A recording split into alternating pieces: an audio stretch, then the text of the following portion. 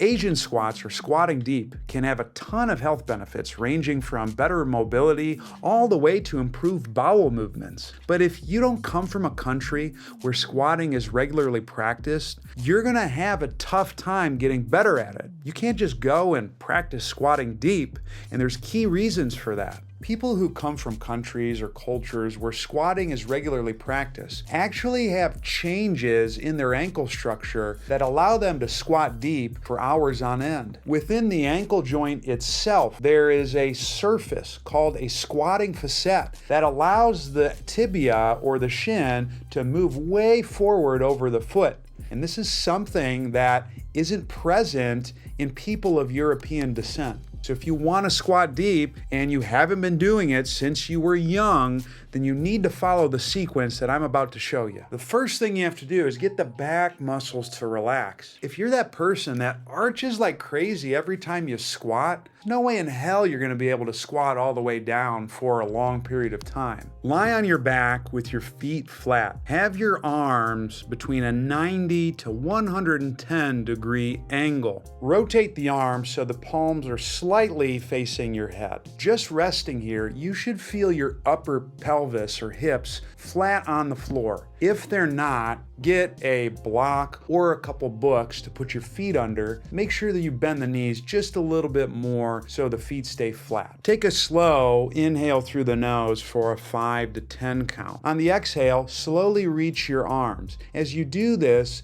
you should notice that your back begins to flatten on the floor. Just don't force the back flat by crunching. Keep your arms in this position while maintaining the flattened back. Inhale again for a 5 to 10 count. Exhale and maintain arm position. Do this for 5 sets of 5 to 10 breaths. Now that drill will help the back relax initially, but that doesn't mean that it's going to automatically transfer to a squat. We have to practice that same concept in a squat-like position. Start with a wall squat like this. It helps encourage the pelvis and foot mechanics needed to squat deep. Get about your foot length away from the wall. Slightly bend the knees and let your upper pelvis rest against the wall. Now, your back might not be flush against the wall just yet, but it will be after you do these couple things. Look straight ahead with the arms bent up in a position like you're holding a jacket over your shoulder.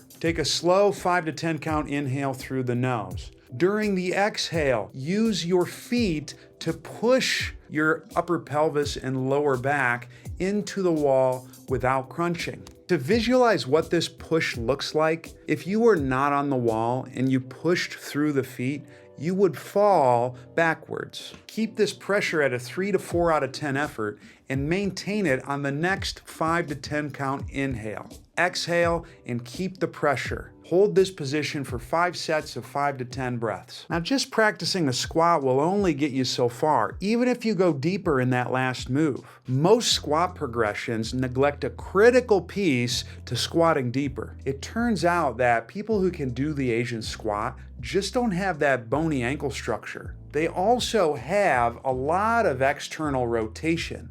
External rotation is needed to create the pelvic position that allows you to squat deep. So if you can't externally rotate your hips, there's no way you're going to be able to squat all the way down. To get that, we're going to do something that's like a clamshell exercise on steroids. Lie on your side with your hip at about a 60-degree angle and your forearm flat. Make a letter C with your hand and rotate your forearm down like you're pouring a drink out for your homies. Log roll your entire body forward, keeping a straight line from the knee to the chest to the zipper. If you do this right, you're going to feel your weight on the pisiform, which is this wiggly bone that's on the pinky side of the wrist and the bottom outside thigh. If you don't feel those points, try placing 2 wedges or books under the hip and under the elbow. This will tip your weight forward so you can contact those points. Take a slow 5 to 10 count inhale through the nose. On the exhale, push your torso and hips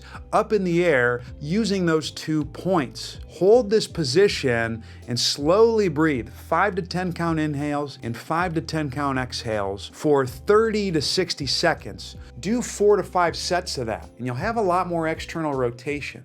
but you still might be missing one key ingredient that's going to allow you to do the Asian squat with the best of them. And that's actually practicing deep squats. But you have to take into account that you probably don't have the ankle adaptations of those who squat on the regular. That's where having ramps can be useful when you're squatting, because what this does is it shifts your weight backward, and you need that backward shift to get your torso to squat deep. It also limits how far your ankles need to go, so that way you can still get the changes in the pelvis and trunk that are needed for the Asian squat. Over time, what you would do then is you would slowly reduce the grade of the ramp, so that way you're doing the squat on a flat surface. Now, it's not uncommon for those who have squat limitations to also not be able to touch their toes. If that sounds like you, I would check out this video right here because it has my best toe touch progression out there, and it actually also might help you with the squat.